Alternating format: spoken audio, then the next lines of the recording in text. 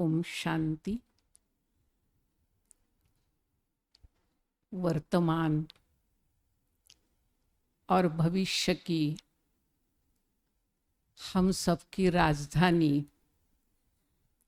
Capital, जो विशेष एक श्रेष्ठ स्थान है, ऐसे पावन स्थली पर आप और हम सभी बैठे हैं।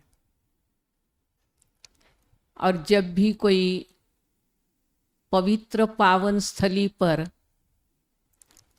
बेहद के स्थान पर उपस्थित होता है,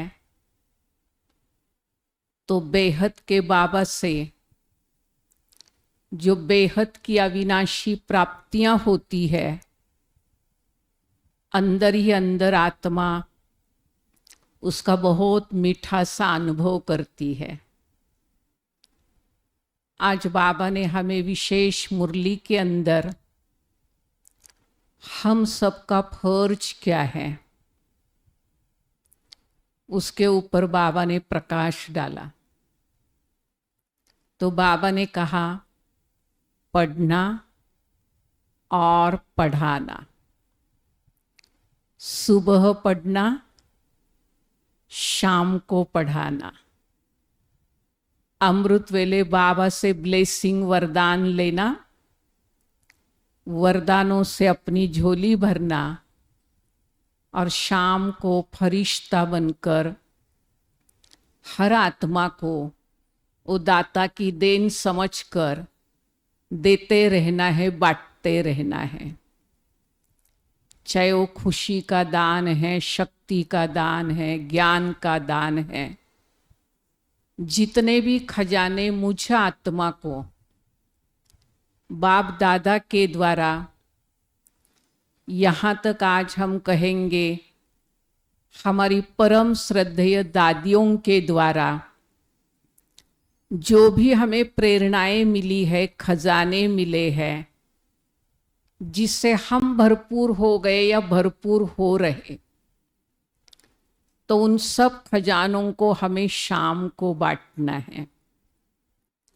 इसके कारण हम देखते हैं हमारी ब्रह्मा कुमारी विद्यालय की पूरे जगत के अंदर जितनी भी ब्रांचेस है, हो सकता थोड़ा विदेश में अलग टाइम है अपने इंडियन घड़ी के हिसाब से, लेकिन चारों ओर एक ही समय पर, शाम के समय पर ये संगठित रूप का योग होता है। चाहे मधुबन की बात है, ओआरसी की है, एक सब सेंटर है, एक गीता पाठशाला है, लेकिन चारों ओर सब भाई बहनें एकदम एकाग्र होकर बाबा की लगन में मगन होते हैं।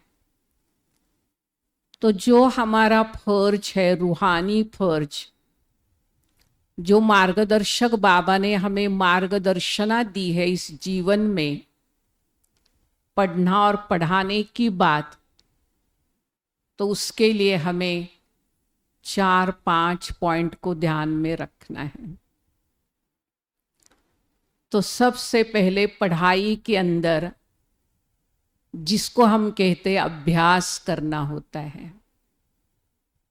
स्टूडेंट लाइफ में क्या होता है, आजकल तो हम देखते हैं, पुराने घर की बात छोड़ दो, लेकिन आजकल के पेरेंट्स, माँ बाप जो कंस्ट्रक्शन करते हैं, बिल्डिंग बांधते हैं, अपना घर बांधते हैं, उसके अंदर एक स्टडी रूम रखते हैं। पहले कोई ये बात इतनी आवश्यक नहीं समझते थे, लेकिन आजकल जरूर देखेंगे बच्चों की स्टडी के लिए, उनकी स्टूडेंट लाइफ की एकाग्रता भंग न हो, स्टडी के अंदर दिलचस्पी या रुचि निर्माण हो, और कई घंटों तक वो पढ़ाई में पढ़ते रहे, उसके लिए एक स्टडी रूम बनाते हैं। तो स्टडी रूम में क्या करते हैं, अभ्यास करते हैं। तो अभ्यास के अंदर क्या होता है, जो टीचर हमें लेसन पढ़ा रहे हैं, वो लेसन की एक एक पॉइंट को हमें समझना पड़ता है। सिर्फ वो दिमाग के तौर पर नहीं, बौद्धिक स्तर पर नहीं, क्योंकि दुनिया के हिसाब से हमें कोई बुद्धिवान नहीं बनना है। बाबा तो यहाँ तक कहता है, जिसको परमात्मा का यथार्थ सत्य परिचय है, वही सबसे बुद्धिवान है। तो परमात्मा को समझने के लिए, जैसे बाबा मुरली में कहते, मैं जो हूँ, जैसा हूँ, और आप जो है जैसे है, मन जो आपका सूक्ष्म चैतन्य स्वरूप है, मुझ आत्मा के आदि अनादि गुण है, उस स्वरूप में स्थित होकर आप उसका अभ्यास करो। तो अभ्यास की पॉइंट में टीचर से मिले हुए हर लेसन को, हर विचारधारा को, हर ज्ञान की पॉइंट को समझने की बात होती है, और दिल से लगाना, मन स्वीकार करने की बात होती है। तो जितना जितना हम राजयोग की पढ़ाई पढ़ते, निरंतर अभ्यास करते हैं, तो हमें ये बात रियलाइज होती है कि जो मुझे परिचय मिला है, स्वयं की पहचान, पिता परमात्मा की पहचान, समय की पहचान, मुझे ब्राह्मण जीवन के संयम नियम की पहचान, तो जैसे ही वो बातें रियलाइज होती है, तो मेरी अभ्यास में रुचि बढ़ती है, दिलचस्पी बढ़ती है, और मैं आत्मा उस पढ़ाई में रममाण होती हूँ। धीरे धीरे रमता योगी बनने की फिर प्रैक्टिस करती हूँ। तो अभ्यास के बाद दूसरी पॉइंट है प्रैक्टिस। तो दुनिया में हम देखते हैं, जो कॉलेज के स्टूडेंट होते हैं, तो उनके पास जो एम ऑब्जेक्ट है, समझो किसी को मेडिकल साइंस डॉक्टर बनना है, तो ऐसा नहीं होता है कि उसने डिग्री हासिल की, उसका जितने भी वर्ष का कोर्स है वो पूरा हुआ, और उसने कॉलेज से बाहर निकलते ही हॉस्पिटल खोली, ऐसा होता है? अपनी खुद की हॉस्पिटल खोली, ऐसा कभी नहीं होता है। चाहे वो नगर पालिका के हॉस्पिटल में जाएगा, प्रैक्टिस करेगा, चाहे ग्रामीण रुग्णालय में जाएगा, जो सीखा, जो समझा, जिस सत्य को स्वीकार किया, उसको बार बार रिवाइज करने के लिए उसको प्रैक्टिस करनी होती है। तो वहाँ जाके वो पहले किसी के अंडर रहकर, सर्जन के पास और कोई बड़े के पास, वो क्या करता है, जो सीखा उसको रिमाइंड करता है, रिवाइज करता है, बार बार उसको दोहराने की, बुद्धि में, दिल दिमाग में, जीवन में वो पूरी तरह से प्रयत्न करता है, साधना करता है, पुरुषार्थ करता है। तब कहा जाता है कि प्रैक्टिस मनुष्य को परफेक्ट बनाती है। चाहे आप स्वर सम्राज्ञी लता मंगेशकर की जीवन देखी होगी, वो उठते ही पहले 3 घंटा रियाज करती थी, माना गाने की प्रैक्टिस करती थी। बिना कोई प्रैक्टिस करके पब्लिक के सामने परफॉर्मेंस नहीं होता है ना? तो बाबा भी कहते हैं, आपको पढ़ाई के हर सब्जेक्ट में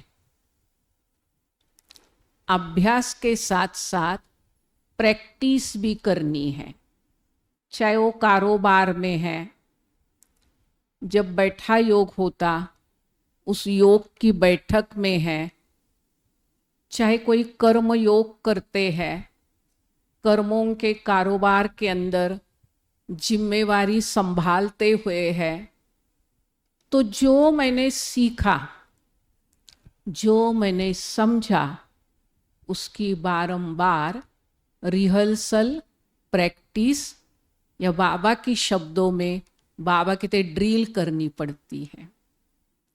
तो ड्रिल करने से, प्रैक्टिस करने से क्या होता है, उस बात में परफेक्शन आती है ना। कोई भी बात हमें अधूरी तो नहीं छोड़नी है, हर बात में हमें कंप्लीट बनना है। तभी तो गायन क्या करते हैं, गुण संपन्न नहीं, पहले शब्द क्या लगाते हैं, सर्व गुण संपन्न। सिर्फ निर्विकारी नहीं, संपूर्ण निर्विकारी। तो अगर इस देवताओं की डिग्री के पहले ये शब्द लगाया है, माना ही संगम युग पर हम आत्माओं ने हर बात की प्रैक्टिस इतनी अच्छी तरह से की है, क्योंकि प्रैक्टिस करने के बाद ही परिवर्तन की प्रक्रिया शुरू होती है। सिर्फ अभ्यास से नहीं होता है, लेकिन प्रैक्टिस करने से मुझे आत्मा में धीरे धीरे जो हमारा मीठा बाबा चाहता है, बदलाव लाना है, सुधार करना है, चेंज करना है, वो हम कर सकते हैं। मतलब पहले वाली हमारी साधारण जीवन और इस समय की हमारी महान जीवन, श्रेष्ठ जीवन, सत्य पिता से मिली हुई श्रीमत के आधार पर की श्रेष्ठाचारी जीवन, तो उस मार्ग पर चलने की शक्ति हमें प्रैक्टिस से परफेक्ट बनते तो मुझे आत्मा में वो आ जाती है। फिर अभ्यास और प्रैक्टिस के बाद क्या होता है, तो तीसरी बात होती है अटेंशन। क्योंकि स्टूडेंट लाइफ है ना, तो स्टूडेंट लाइफ में कई बातों का ध्यान भी रखना पड़ता है। हो सकता है कोई विषय, कोई सब्जेक्ट किसी को कठिन लगता है, तो कठिन लगने के कारण क्या होता है, वो आत्मा वहाँ स्थित होना नहीं चाहती है, क्योंकि उसको क्या हो रहा है, डिफिकल्टी महसूस हो रही है, उसको वो बात नेचुरल नहीं लग रही है, सहज नहीं लग रही है। इसके कारण थोड़ा ढीलापन भी आ सकता है, या थोड़ा सा ठंडे ठंडे भी बीच में बन जाते हैं। तो ठंडाई दूर करने के लिए, ढीलापन दूर करने के लिए, वो हमारा संगम युग का मोस्ट वैल्यूएबल टाइम व्यर्थ घड़ियों में न चला जाए, उसके लिए हमें फुल अटेंशन रखना पड़ता है। तो अटेंशन किस बात पर,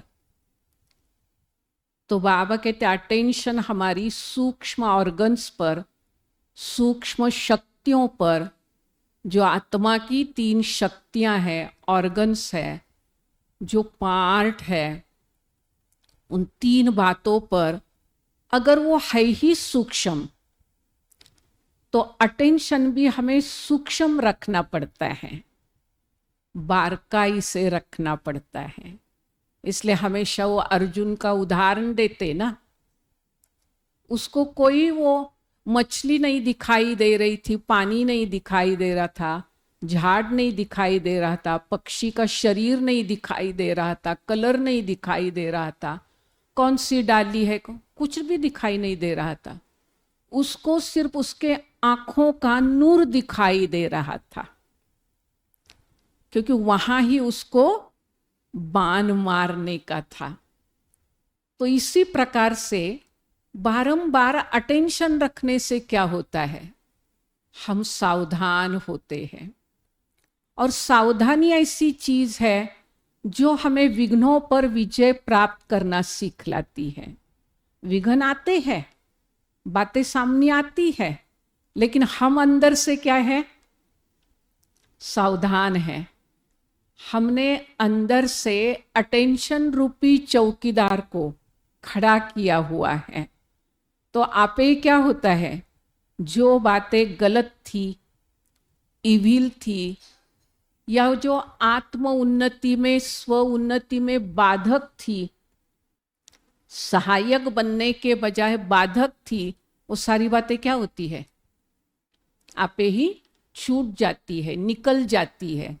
हमें कोई फिर विशेष पुरुषार्थ नहीं करना पड़ता है, लेकिन अटेंशन चौकन्ना रहना पड़ता है। भाई कहाँ से कौन सी बात किस समय सामने आ सकती है। हम भी कभी कभी डायरेक्शन देते है ना, कॉमन रीति से बोलते हैं हमारे भी सेंटर पर या संगठन में, कहते सेवा करना, सेवा करना, लेकिन सेवा के साथ साथ ये सावधानी रखो कि ये सेवा करते करते हुए मेरा स्व उन्नति का चार्ट कहाँ ढीला हो सकता है क्या, या कोई बात मेरे सामने किसी और के तरफ से बाधा बन सकती है क्या, तो सावधानी भी रखना चाहिए। तो तीसरी बात है अटेंशन। और अटेंशन रखते रखते बाबा कहते आप हर बात में मास्टर बनते हो। संगम युग पर जो हम बाबा की महिमा गाते हैं, चाहे निराकार शिव बाबा की महिमा, चाहे जिन दो चेतन मूर्तियों को बाबा मम्मा को हमें फॉलो करना है, उनकी विशेषताओं को फॉलो करने के लिए उसमें हमें मास्टर बनना पड़ता है। क्योंकि वर्णन तो हम करते हैं, बाबा ज्ञान के सागर हैं, हम मास्टर ज्ञान के सागर, बाबा प्रेम के सागर हैं, हम मास्टर प्रेम के सागर। तो पहले मास्टर शब्द लगाते ना, तो हर बात में वो मास्टर की प्राप्त करने के लिए, मास्टर बनने के लिए वो सावधानी हमें काम में आती है। तो जितना जितना हम मास्टर बनते जाते, तो लास्ट की स्टेज है अनुभूति। क्योंकि बाबा कहते अनुभव ही सबसे बड़ा आपका टीचर है। बाबा कहते जो सुना, वर्णन किया, देखा, वो इंसान भूल जाता है, भूल सकता है, लेकिन उसने जो अनुभव किया, जो टेस्ट ली, जो उसको रस मिला, जो उसको आनंद आया, जो उसने परिवर्तन देखा, जो इतने वर्षों में नहीं देखा, नहीं पाया, तो जब वो भिन्न भिन्न प्रकार के अनुभव होते हैं, वो अनुभव हमें अपने जीवन में आगे बढ़ाते हैं। तो अनुभव ऐसी चीज है, जब हमारी अनुभव से झोली भरती है। तो थोड़ा 8 बजने को 5 मिनट कम है, लेकिन एक रमणीक बात सुनाती हूँ। कैसे वो अनुभव की बात होती, कोई बड़ा पुरुषार्थ नहीं करना पड़ता है। तो हम एक बार एक शहर में गए, हमारे बिजनेस विंग की रैली थी, और हमारी परम श्रद्धेय गुलजार दादी जी उसके क्या थे, चेयरपर्सन थे। पहले दादी हर विंग की चेयरपर्सन थी, तो हमें अच्छी तरह से याद था। तो स्टेज पर वो उद्घाटन वगैरह हुआ, और हमारी जो बिजनेस विंग के फैकल्टी मेंबर थे, उन्होंने अपने अपने रीति से भाषण किए। अब मैं तो कोई खास वो बिजनेस विंग का अभ्यास नहीं करती हूँ तो अभी भाषण में क्या बताए, पता नहीं मुझे कैसे टच हो गया। मुझे वो 11 मार्च की घड़ी याद आ गई। हम वो ध्वजारोहण करके अंदर पूना मीरा सोसाइटी में अंदर आ रहे थे, और उस बहन ने आकर सुनाया ऐसे ऐसे हमारी दादी जी का अव्यक्त स्थिति को प्राप्त किया। तो बस मुझे उतना ही याद आया। तो मैंने क्या किया, कोई भी भाषण की पॉइंट नहीं बताई, मैंने वो ऐसा अनुभव वर्णन किया। मैंने कहा क्या तो महाशिवरात्रि की शुभ घड़ी थी, पावन दिन था, पवित्रता का व्रत था, लाखों भक्त शिव के मंदिर के सामने इकट्ठे हुए थे, ऐसी लाइन लगी थी, शिव के मंदिर में ऐसे नगाड़े बज रहे थे, शहनाइयाँ बज रही थी, शिव पर इतने ऐसा वर्णन किया, शिव पर इतने अभिषेक हो रहे थे। लास्ट में जब सब बाहर आए, कहे वो जो बहन जी ने बताया ना, वो दीदी ने भाषण तो कोई नहीं किया, लेकिन वो दादी जी के प्रति जो दिल में भरी हुई बात है, बीच बीच में उनके संग में आए तो दिल ने जो अनुभव किया, वो सिर्फ अनुभव, उस पॉइंट को लेके वो सामने रखा। इतने खुश हो गए, इतने खुश हो गए, बात मत पूछो। तो ऐसे बाबा कहते हैं हर बात में, चाहे कर्मयोगी की स्थिति और शरीरी की स्थिति, लवलीन स्थिति, कमल पुष्प समान स्थिति, विश्व कल्याणकारी स्थिति, तो जितने भी बाबा हमें मुरली में स्वमान बताता है, तो स्वमान का स्वरूप बनते बनते, अनुभव करते करते हम उस स्थिति को प्राप्त करते हैं।